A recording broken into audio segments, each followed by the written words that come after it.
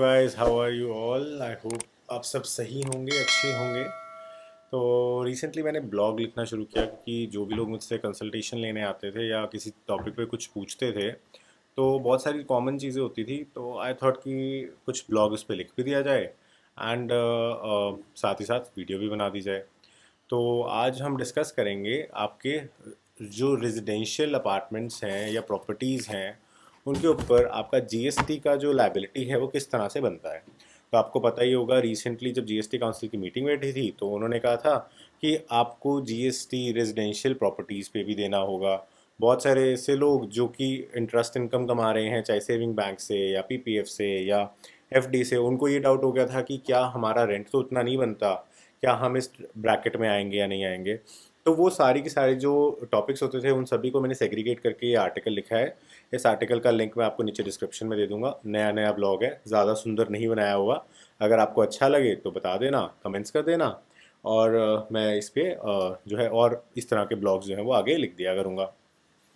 So let's discuss कि क्या अगर आज आप प्रॉपर्टीज़ रेंट पे देते हो या फिर आपका ये बेशक मेन प्रोफेशन या मेन बिजनेस नहीं है, लेकिन आप as a side business, suppose करो आप एक डाइटिशियन हो या आप एक सीए हो और उसके बाद आप प्रॉपर्टीज़ को रेंट पे भी चढ़ा रहे हो, तो उसके अंदर आपका जो टोटल कॉर्पस जनरेट हो जाता है वो 20 लाख से ऊपर है। तो क्या आपके ऊपर एफडी क्या आपके ऊपर जीएसटी लगेगा?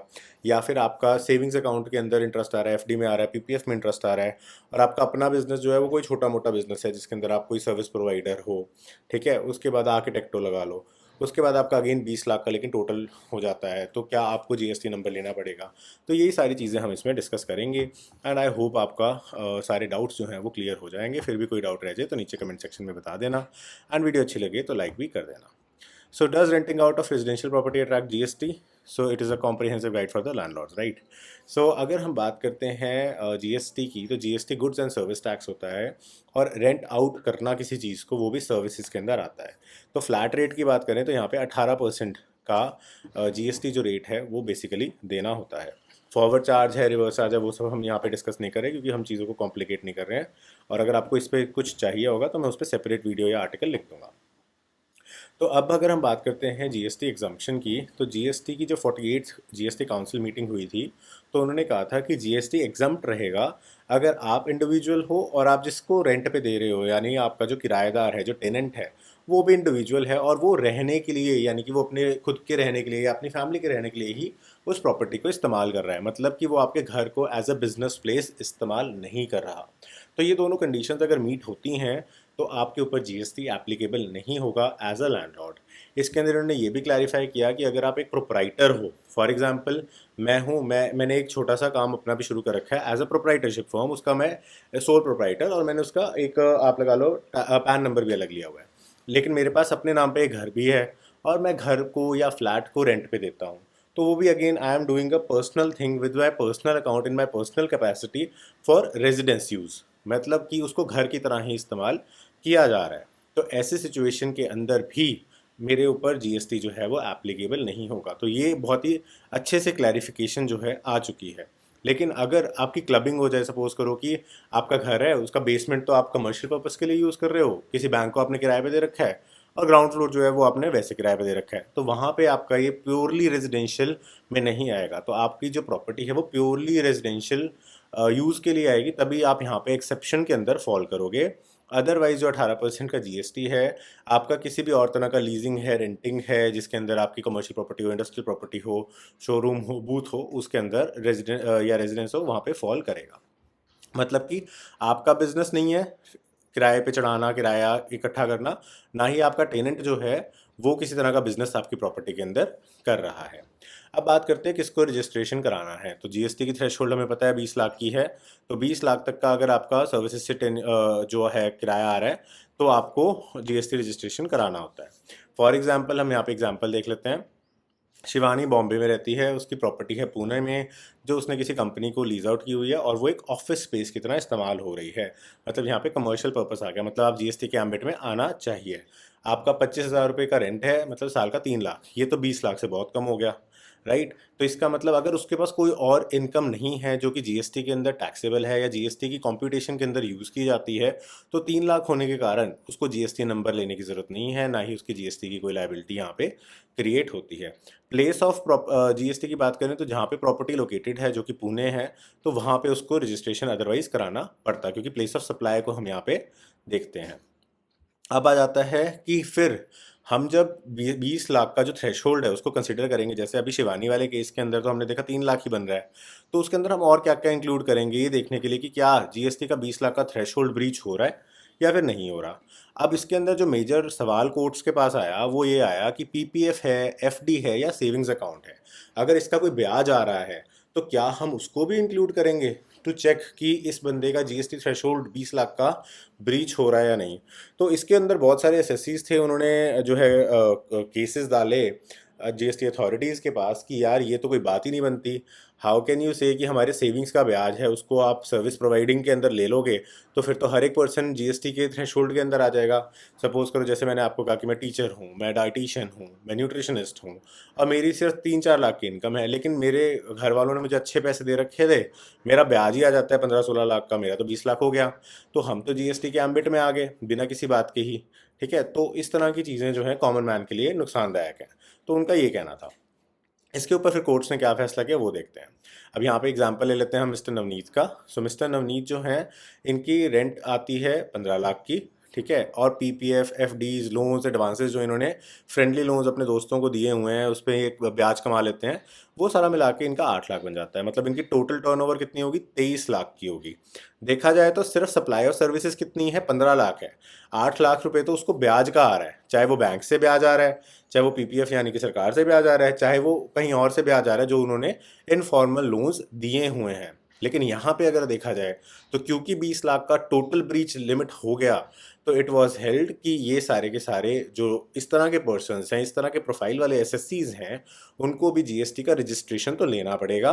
उसके बाद वो यहाँ पे जो 15 लाख का अमाउंट है जो उनको एज एन इंटरेस्ट आ रहा है, चाहे पीपीएफ में या एफडी में या लोन में, वट एवर इट इज़, तो वो एग्जाम्प्ट कैटेगरी के अंदर चला जाएगा। तो मतलब उनको जीएसटी लगेगा नहीं, पर उनको जीएसटी नंबर ज़रूर लेना पड़ेगा। तो जीएसटी नंबर लेने के नज़रिए से अगर हम देखें तो अगर आपका 20 लाख का ब्रीच होता है तो वहाँ पे आपको देखना ही पड़ता है।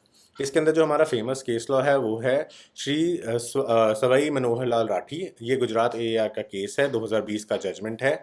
इसके अंदर क्लियर शब्दों में 3 क्वेश्चंस जो थे कोर्ट के आगे आए थे। एक तो था whether the interest income receive from PPF should be included while calculating the threshold limit of 20 lakh for GST, यानी कि पीपीएफ का जो ब्याज है, जो इंटरेस्ट आपको मिला, क्या जीएसटी में मेरी रजिस्ट्रेशन मैंडेटरी होती है कि नहीं, इस चीज़ को देखने के लिए, उस 20 लाख के थ्रेशोल्ड को देखने के लिए उसको इंक्लूड किया जाएगा या नहीं। सेकंड क्वेश्चन था whether interest received on personal loans and advances given to family और friends should be included while calculating the threshold limit of 20 lakh for GST registration. Again जो मैंने आपको बताया वो वाला सवाल आ गया कि अगर आपने किसी को, मेरे को सपोज करो मेरे दोस्त ने लोन दे रखा है और मैं उसको 5% 6% ब्याज दे रहा हूँ, तो क्या वो ब्याज आएगा सर्विसेज के अंदर। एंड लास्टली अगर सेविंग्स बैंक के अंदर आपको बैंक अमाउंट दे रहा है या एफडी के अंदर आपको ब्याज दे रहा है, तो क्या उसको भी हम उसको भी हम यूज करेंगे to calculate the threshold limit of 20 lakh. तो बेशक आपकी इन तीनों चीज़ों के ऊपर लायबिलिटी जीएसटी की ना बने, लेकिन थ्रेशहोल्ड लिमिट के लिए आपको यहाँ पे कंसिडर होगा या नहीं होगा। तो इसके अंदर जो आपकी काउंसिल थी, अथॉरिटी थी, उसने कहा कि ये सारी की सारी चीज़ें जो हैं वो इंक्लूड की जाएंगी और एसएससी को ऐसे केसेस के अंदर जीएसटी का रजिस्ट्रेशन कराना मैंडेटरी हो जाएगा। उसके बाद उसको रिटर्न्स भी फाइल करनी पड़ेंगी। हालांकि इन तीनों के अंदर जो भी उसने इंटरेस्ट कमाया वो एग्जाम्प्ट कैटेगरी में चला जाएगा, मतलब कि जीएसटी आपको लगेगा नहीं, लेकिन जीएसटी फाइलिंग की आपकी जो लायबिलिटी है वो यहाँ पे अराइज हो जाएगी। तो इसीलिए अगर आप रेजिडेंशियल प्रॉपर्टी स्पेशली फ्लैट्स वगैरह को रेंट पे दे रहे हो तो इंश्योर करो आप अपनी पर्सनल कैपेसिटी में दे रहे हो, यानी कि आप अपने नाम पे मकान रख रहे हो, फ्लैट रख रहे हो और उसको दे रहे हो किसी को, टेनेंट को, और टेनेंट भी जो है उसको सिर्फ रेजिडेंशियल प्रॉपर्टी की तरह ही यूज़ करे, कमर्शियल वे में यूज़ ना करे। अगर कमर्शियल वे में यूज़ करेगा तो वहाँ पे अगेन जीएसटी लायबिलिटी जो है आपके ऊपर आ जाएगी, क्योंकि आपकी जो असर्टन है कि आपको जीएसटी थ्रेशोल्ड 20 लाख का ब्रीच हो रहा है या नहीं, उसके अंदर ये सारी चीज़ें भी ऐड होंगी, जो ऐड करने के बाद बहुत लाइकली होता है कि कोई भी पर्सन 20 लाख की लिमिट को रीच कर जाए। So this was all for this topic. I hope आपको अच्छे से समझ आ गया होगा। फिर भी कोई डाउट्स हो आप नीचे कमेंट सेक्शन में पूछ सकते हो, इस ब्लॉग पोस्ट को पढ़ सकते हो। एंड अगर आपको कोई सवाल हो इससे रिलेटेड या यहाँ पे कुछ कवर ना हुआ हो तो वो भी हम नेक्स्ट वीडियोज़ के अंदर कवर कर लेंगे। अगर आपको वीडियो अच्छी लगी हो तो लाइक सब्सक्राइब ज़रूर करिएगा, ताकि मुझे मोटिवेशन मिलती रहे और मैं इस तरह की और अब जैसे छुट्टियां आ रही हैं, सो मैं इस तरह का और अच्छा फाइनेंस रिलेटेड कंटेंट जो है आपका, म्यूचुअल फंड्स हो गया या गवर्नमेंट स्कीम्स हो गई, जैसे आपकी HDFC वाली वीडियो पे भी बहुत ज़्यादा मुझे प्यार मिला है लोगों से, बहुत सारे लोगों ने मुझसे कंसल्टेशन भी ली उसमें, फ्री कंसल्टेशन ऑफ कोर्स, मेरी सारी कंसल्टेशंस फ्री हैं एज ऑफ नाउ, राइट। तो मतलब मुझे अच्छा लगा कि मैं लोगों की किसी तरह की हेल्प जो है वो कर पा रहा हूँ। तो इन शॉर्ट आपको क्या करना है कि आपने अपने अपने प्राइवेट मकान को अपने नाम पे रखना है, कंपनी के नाम पे नहीं रखना। और किसी कंपनी को किराए पे दे रहे हो तो वो देख लेना कि वो GST के एम्बिट में है कि नहीं। अगर कंपनी का GST एम्बिट है तो फिर कंपनी के लिए लायबिलिटी हो जाएगी और आपका PPF वगैरह जोड़ के देखा जाएगा और फिर वो आपकी भी GST लायबिलिटी जो है वो क्रिएट हो जाएगी। अल्टीमेटली नेट इफेक्ट यही होता है कि आपका जो रेंट है बेसिकली कम हो जाएगा, क्योंकि इंडिया के अंदर रेंटल वैल्यू 3 to 4% मैक्सिमम रहती है रेजिडेंशियल प्रॉपर्टीज़ में। और उसके अंदर अगर आप GST बोलो कि +18%, 40,000 में से किराया लूँगा +18% टैक्स लूँगा, तो आपके पास बहुत मुश्किल से आपका फिर जो घर है वो किराए पे चढ़ेगा। तो आपको उस 40,000 में से ही -18% करके जो है GST डिपॉजिट कराना पड़ेगा। तो basically it is a hole in your pocket only. So थोड़ा सा स्मार्टली अगर हम चीज़ों को खेलें तो हम अच्छे से टैक्सेस को जो है बचा सकते हैं और अपनी इनकम के अंदर इजाफा जो है वो कर सकते हैं। So this was all for this video, thanks for watching this video, have a nice day.